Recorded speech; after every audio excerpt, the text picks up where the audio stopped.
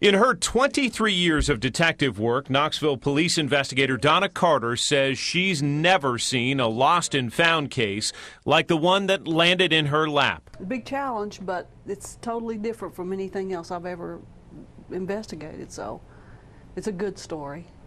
Yeah, it's a good ending. The case began with this email sent from the defense attaché in Brussels, Belgium. It was a plea to Knoxville police for help. A Belgian citizen had found in their family home a Bible dating back to World War II. Written inside was this clue: Private John E. Roberts, Knoxville, Tennessee. I was actually hopeful, but when I read John E. Roberts, I thought, geez, this is impossible. It's like Mr. Smith. Investigator Carter put her chances at finding the owner or his family at around 20%, but she jumped at the challenge. I found that he owned a house on Brookside Road close to Western Heights in 1946 and 1948, and then we started finding out that this house was attached to a church. That trailed off, and I couldn't find them. It's like they disappeared.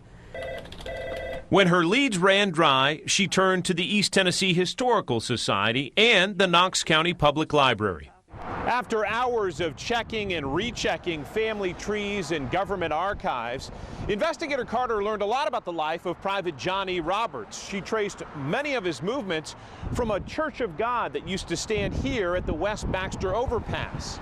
After World War II, she learned Private Roberts became Pastor Roberts and died in his late 60s. But within a month of starting her search, investigator Carter, with the help of a library archives assistant, managed to track down one of the preacher's surviving daughters in South Carolina. And after learning about the discovery of her dad's Bible, she couldn't wait to drive to Knoxville and thank the people who found her. That's the start of it. That's the start.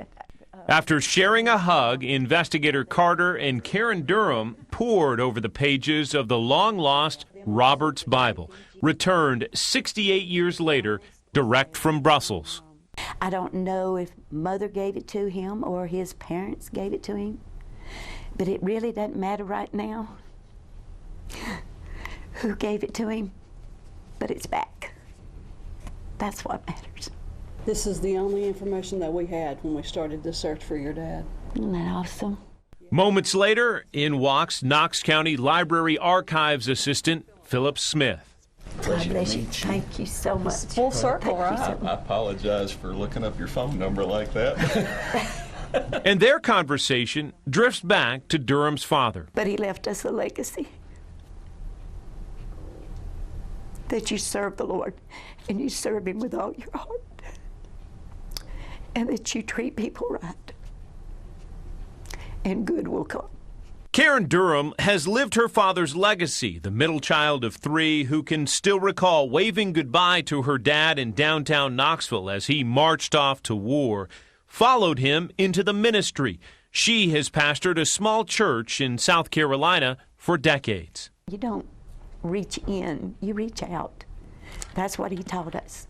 Karen Durham proudly shared the story of her dad's lost and found Bible with her congregation, but also admits she is still struggling to grasp the timing and the meaning of this find. So my daughter said, maybe it's to confirm what you do for others.